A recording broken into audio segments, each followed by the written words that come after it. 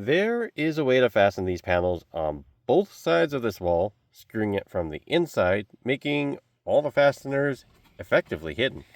Also, I'm not going to use any brad nails, pin nails, or glue to hold the panels in place to achieve this, because not only will the panels be held securely by screws, it will also be accessible so that the panels can be removed down the road by the electrician, so he can take that wire up in the ceiling there, run it down the post, along through the inside of the wall and out the other end, into the back of the cabinet for an outlet for a microwave oven, which is all made possible with some hardware called KeKu.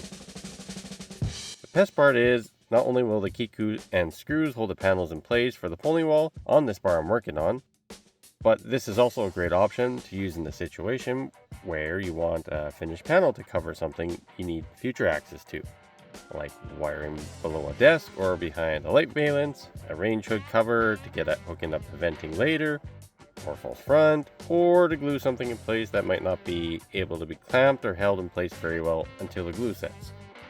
In my case, I started with screwing the panels in place on the side with KeKu. Just screw through the little holes provided, being sure to use appropriate length screws. No need to ruin your day with something a little too long. I like to number my panels on the back side, so that way once I remove them, I can place them in the back in the same location without any guesswork.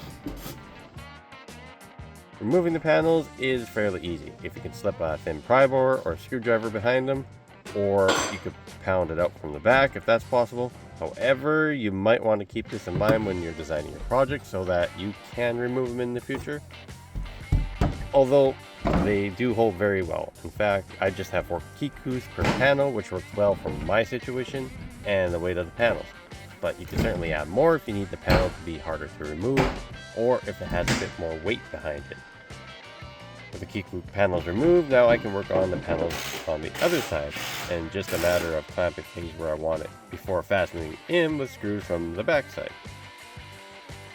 And once this is all done, I can move on to popping the panels back on the first side with the KeKu, matching up the numbers, or perhaps I should just leave them off so the Sparky can run his wires without much difficulty. I mean, I could probably be nice and run the wires for him, but can't make things too easy for him. Sparky's gotta do at least something to earn that goddamn money he charges for. The only thing I wouldn't use these for is hanging something from the ceiling, as you wouldn't want something popping loose and hitting you on the noggin. Dear God. The KeKu system is made by Hafele, which is something worth checking out if you have a project that needs a hidden fastener system. Another thing worth checking out after subscribing to my channel is some of my other videos, like how to perfectly fit countertops between walls like this.